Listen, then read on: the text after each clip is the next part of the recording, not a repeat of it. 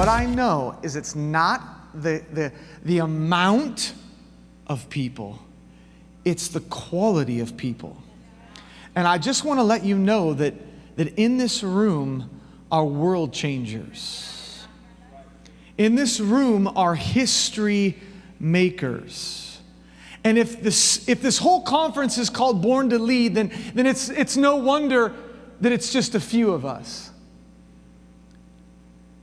Because the Bible even says that many are called, but few walk it out. God sends out His word to look to and fro for some young people to say yes to Him, but it's not as many who say yes. So I just want to let you know that it does not surprise me. Why? Because we called this Born to Lead, which means God has put big stuff in you. From when you were in your mama's little belly, when she was like thinking about how cute you were going to be, when your daddy was thinking about what you were going to look like, when you were growing inside the tummy, making your mama look fat. God was already putting things inside of you, and those big stuff. Here's my question tonight. How does that stuff come out of us?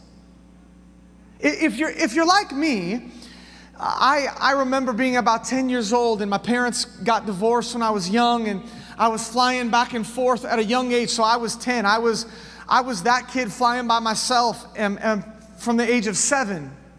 And I remember in my mom's car one night, and for whatever reason, it's like it's still there. How many of you guys have like, you have these, not very many, but you have a few memories of when you were really young. And for whatever reason, this one memory has been there a long time. And I remember being about 10, sitting in my mom's car, looking out the window in kind of a daydream. How many of you guys have ever daydreamed before? Yeah. And I was looking out the window, and I was thinking about what my life was going to be like when I got older. Like how good looking I was going to be. Thank God that turned out. Who I was going to marry, thank goodness that turned out. What my kids were going to look like, we're still a little iffy on that one. No, just kidding. I love my son. But I remember looking out the window and thinking about my life and wondering, what am I? What am I about? What is my life going to look like when I get older? And I guess if we're talking about this conference is called Born to Lead, the question is that God then puts something inside of you, but how does that stuff come out? Because I can guarantee you it's not an automatic. We don't just wind up as great leaders. We don't just wind up doing the big stuff. So which leads me to realize, as I was looking out the window trying to imagine what my life was going to be like, it was always like 5, 6, 20, 30 years down the road. What kind of job was I going to have?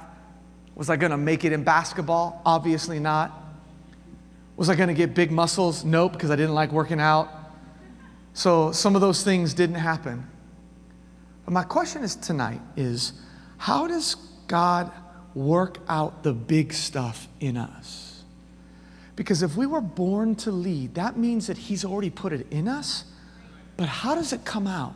Yeah. And tonight my prayer is that we would spend some time kind of working this thing out, because I believe that there are world changers in this room, but the enemy is working overtime to stop you. Yeah. Because he actually, based on who you are, up to this point, can kind of look down the road and go, beep, they're going to hurt the world. I got to stop them. They're going to lead too many people to Jesus. They're going to impact the world for good things. So I got to slow them down. I got to make sure that they don't get out of them what God put in them. So then a flood of all sorts of things come to stop us. That very thing of how does this stuff come out of us? We're born to lead. And what's funny is, as I think about being born to lead, heck, I couldn't even pass geometry, let alone be thinking about born to lead.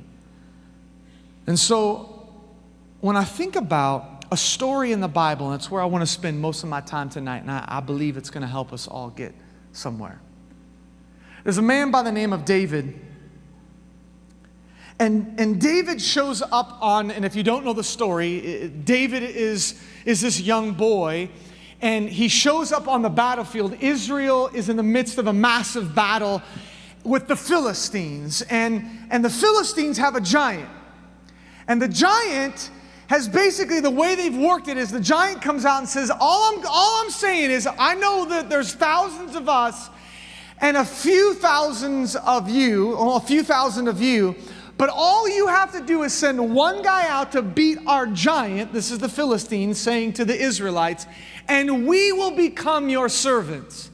But the problem is that Goliath was so hardcore, so big, so mighty, and had been trained in battle since he was in his mama's womb, that the Israelites were terrified. Which then brings us to the forefront of our story. So think about it. Israelite men, like me, are hiding every time Goliath comes out. Every time Goliath comes out and it's like, and he's like 10 feet tall and his arms are massive. And his spear is the size of my body and the weight of your entire body. So this is Goliath, right? He's like holding you with one hand and throwing you. This is not some made-up story. This really took place. And as Goliath comes out, everybody's like, dude, I'm not dying. Because I know that I'm going to die if I go face Goliath. And I'm sure a couple of guys went out and died. Then comes David. David is a shepherd up to this point. A shepherd he was out on some fields watching his parents' flock of sheep. And so his dad calls David in and says, listen, your brothers are at the battlefield. I want to know how it's going. Take them some crackers, some smoked fish, and some hummus and tabbouleh, and maybe some fried chicken. And we're going to see I need you to come back and report to me. So David's like, yeah, anything to get away from the stinky, dumb sheep. So David shows up on the battlefield and he starts inquiring about what's going on. Fast forward, David is now walking to Saul, who is king of Israel, telling Saul something, and I want to read this to you. It's 1 Samuel chapter 17, and it should be on the big screen behind me, and this is what David says to Saul, the king of Israel, who's terrified out of his mind about Goliath, and this is what he says. Don't worry about this Philistine, David told Saul. I'll go fight him. Now you have to understand something. David is a young man. It's not like he's been trained. The only training he's had is out in the wilderness with his parents' sheep. So for him to say this is dumb, dodo head, poo-poo on the brain. It makes no sense. It's not like he's like some cool kid that goes, yeah, I think I'll try it. He's not going to win. So David walks up on the battlefield and he says, don't worry about the Philistine, David told Saul. I'll go fight him. Put the next section up, please. It's frozen. Verse 32. Now go to verse 33. There we go. Don't be ridiculous, Saul replied. There's no way you can fight this Philistine and possibly win. You're only a boy, and he's been a man of war since his youth. Look at this next verse. But David persisted. I have been taking care of my father's sheep and goats, he said. When a lion or a bear comes to steal a lamb from the flock, I go after it with a club and rescue the lamb from its mouth. If the animal turns on me, I catch it by the jaw and club it to death. I don't know about you, but I would already be tinkling my pants if this happened to me. And he goes on. I have done this to both lions and bears, and I will do it to this pagan Philistine too. I think many times we think of this moment of David as his moment of leadership. But here's what I want you to hear tonight as the title of my message, and I hope it gets into you. And if you're taking notes, you need to write these down because it's going to be good. But born to lead, but built to overcome is the name of my message. Born to lead. In other words, God's put big stuff in you, but you're built to overcome. So David makes this statement that we don't really catch as we're reading the text, but I want to lean into it for a little bit more because I believe that God's got something for you. And that is this. David says, I killed my lion and my bear. We tend to skip over that, but here's the truth. David had a moment with Goliath, but that was not his moment. His moment where he worked out what God had put in him long ago when the lion and the bear showed up. He wasn't working out what God put in him by the time Goliath showed up. I think sometimes we're like, man, when I get older, or when I got money, or when I have a job, or when I got a girlfriend, or when I pass geometry, or when I become an upperclassman, then I'll have some clout. Then when I get my driver's license, when I can finally vote, when I can drink, whatever it is, we think someday that there's going to be this moment where we're going to make a different decision than we're making now. But according to David, he's like, listen, I have killed my lion and my bear before this moment ever came to place. Now, I think it's kind of a fun story. Yeah, lion and bear, that's great. But when you really take a look at David's life, and the title of my message is Born to Lead, but Built to Overcome, David had to deal with fear. You see, David was considered the least of all of his brothers. Nobody wanted David really around in the family, so they put him out on the back with the sheep because he was the youngest. He didn't get to do what all the other brothers did. You want to know how I know this?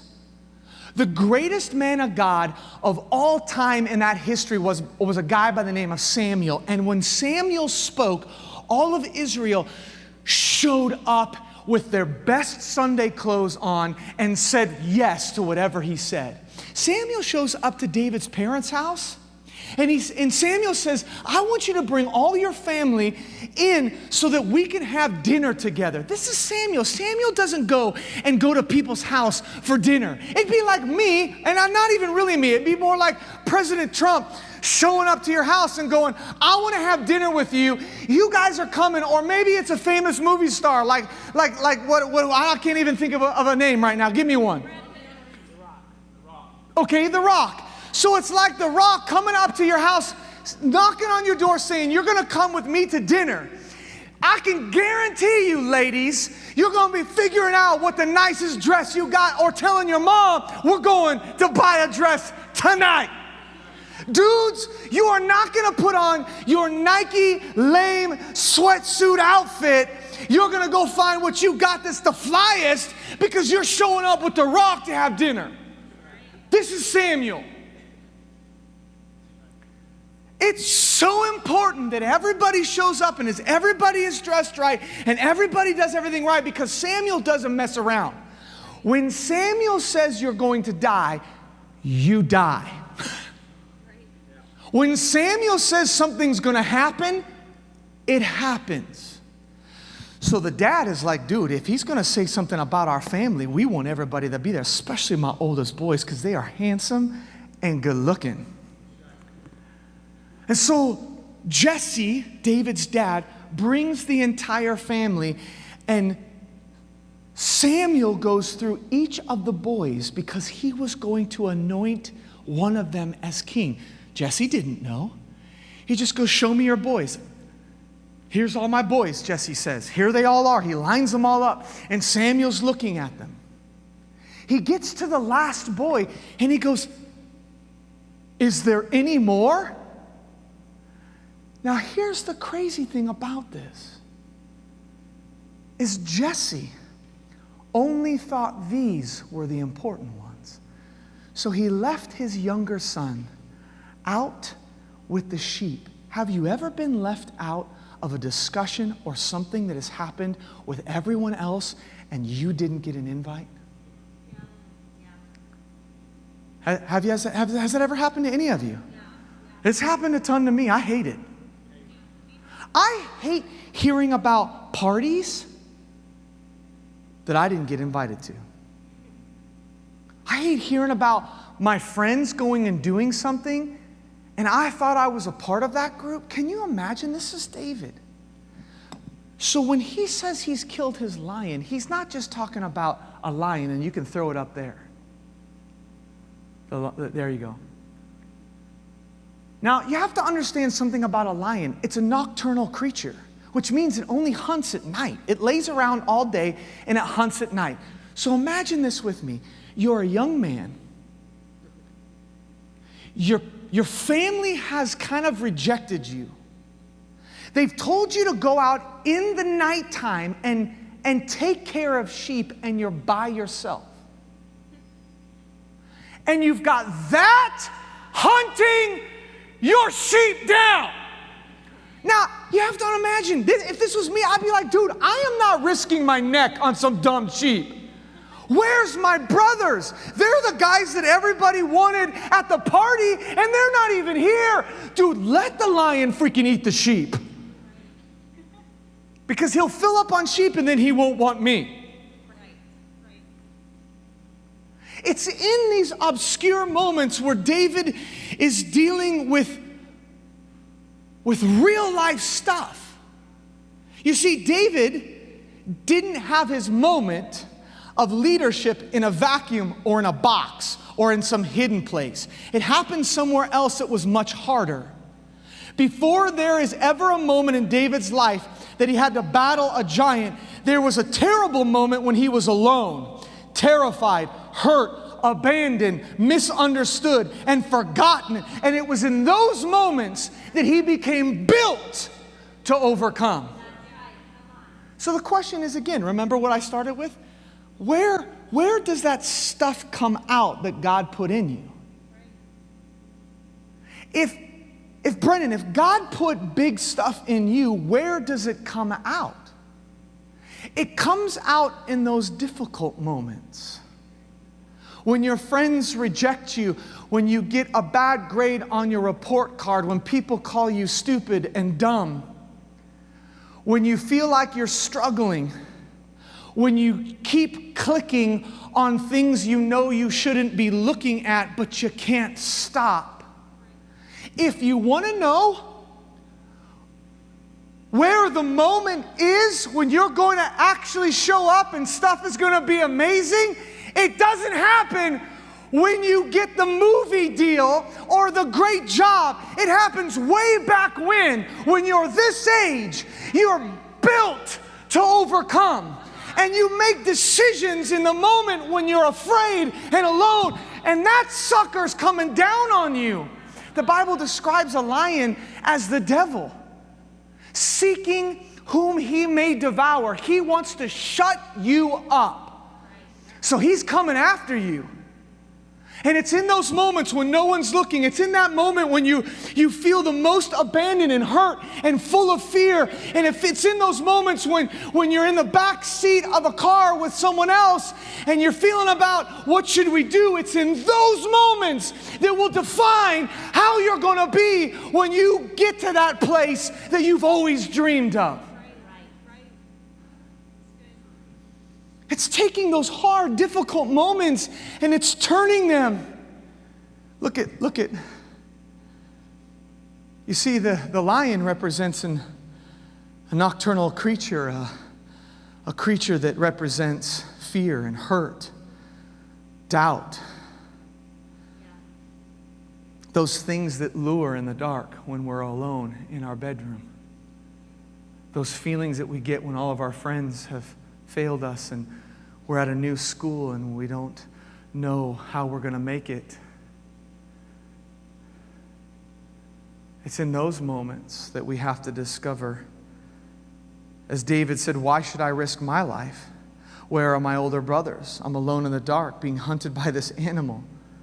Why is this? The devil and his ways are compared to this lion. But look at Psalm 62.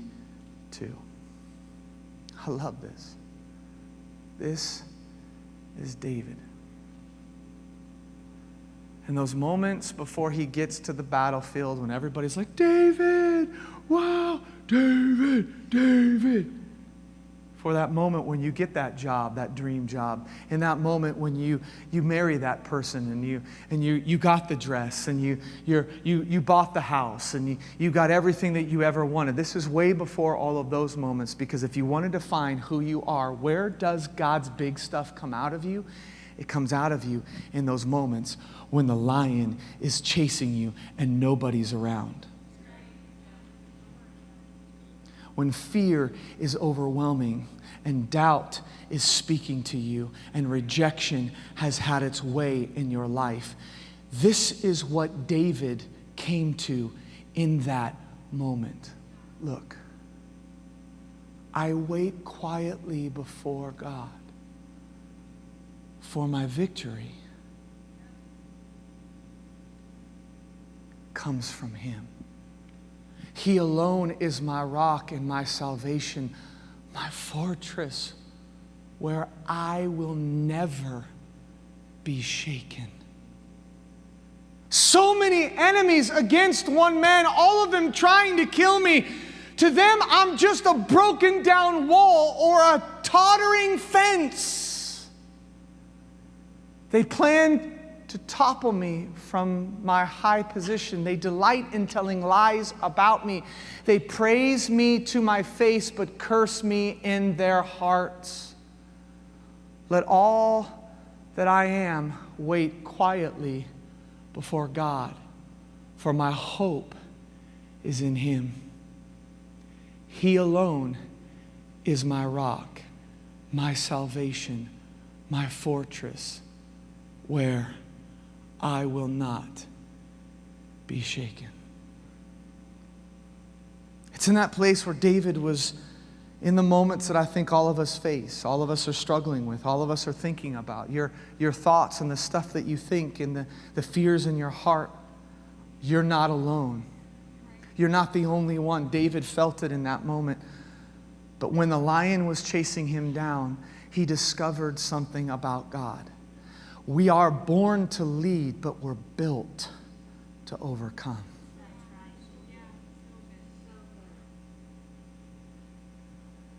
So he says that about the lion, and then he takes, and I end with this, he talks about the bear. The crazy thing about a bear is you can't outrun them. You can't even outclimb them.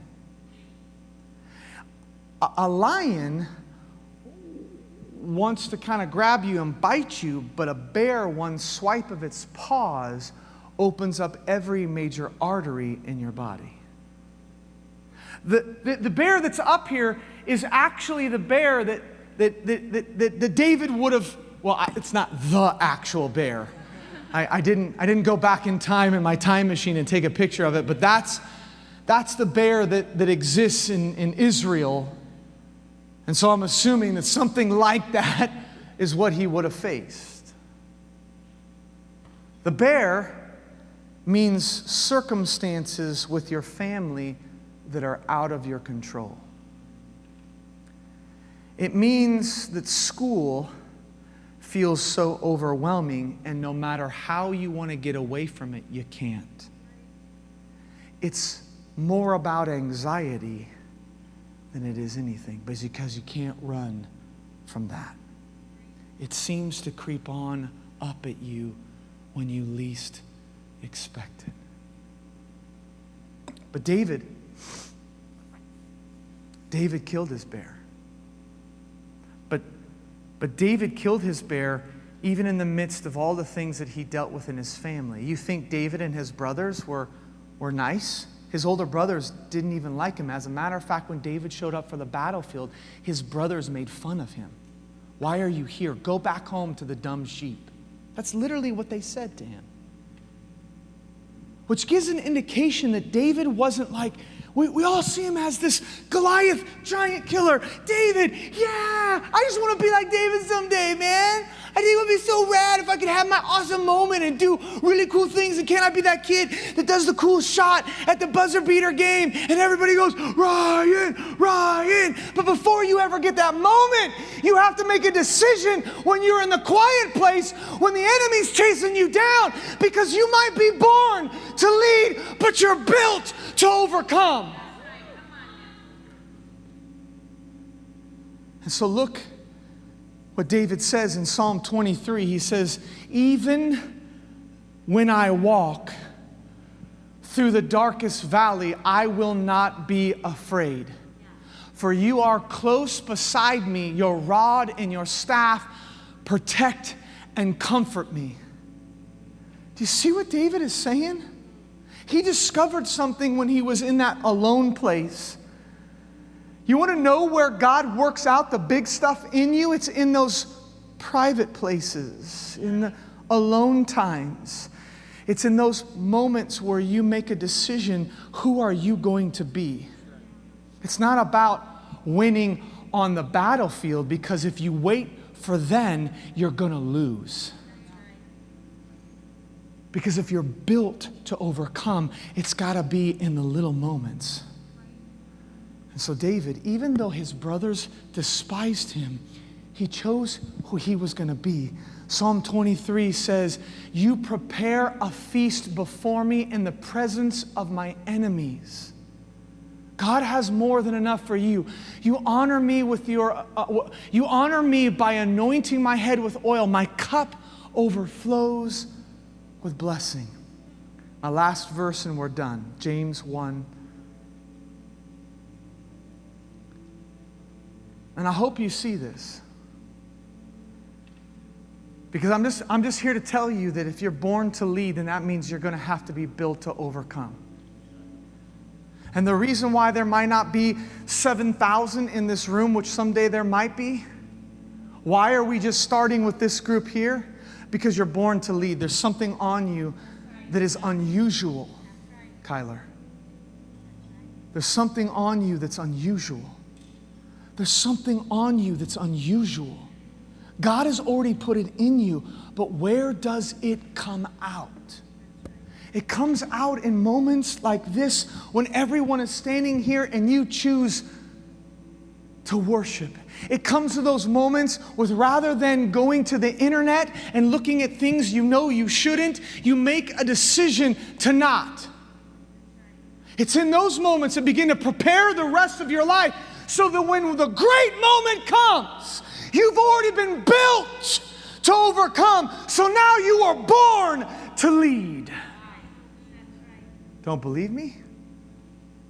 Look what James says. And I end with this. Dear brothers and sisters, when trouble of any kind comes your way, consider it an opportunity of great joy. Why? Why? Because that's a dumb statement. For you know that when your faith is tested, your endurance has a chance to grow. Let it grow. For when your endurance is fully developed, you will be what? What? Where does the stuff that God puts in you, the big stuff, come out? How do we get to that place? By overcoming in the little things. And look what he says. That hard stuff, because only you know your hard stuff. You got it. It may look all perfect on the outside, but underneath all of that, there's a young man, there's a young woman who's struggling, who has fear and doubt and has daydreamed about their future. You want that big job? You want to be successful? You want to see who you're going to marry and what your marriage is going to look like? It does not start at the moment you say, I do. It starts way back when you're alone and you make decisions then. Because if you're born to lead, then you got to be built to overcome. And what does he end with? You will be perfect and complete, needing nothing. So don't think it odd if you have strange feelings. If your life is not perfect and everything doesn't just come together. Because by the way, that's not what happens for leaders. Great leaders face incredible adversity. That adversity begins to shape who they are. The decisions that they begin to make now shape the moment when they stand before the king and the king goes, "You're just a young girl. You can't do this." And you go, "I may look young, but you have no idea what I have faced and overcome." And that's why that psalm where David's like, "He's my God. I set my eyes on him. My heart draws close to him," because it's only in that space that what is special in you, what is beautiful in you, what is unique in you begins to come out. So I'm just here today to tell you as your pastor that your life was designed to pull out of you the great stuff. And how you respond to those difficult moments, not the fun ones, being on the boat with your best friend, water skiing, wakeboarding, hanging out playing some basketball with your buddies, that's not the stuff I'm talking about. That's good, that's the icing, that's the whipped cream of life. But it's the moments that really hurt. It's the moments when you want to give up. It's the moments when you don't understand why it's happened to you. Why me? Why you? Because you're born to lead. But you gotta make a decision whether you're built to overcome. Because when you make that decision, then God's big stuff begins to move out of you. And then you gotta know that your moment is coming.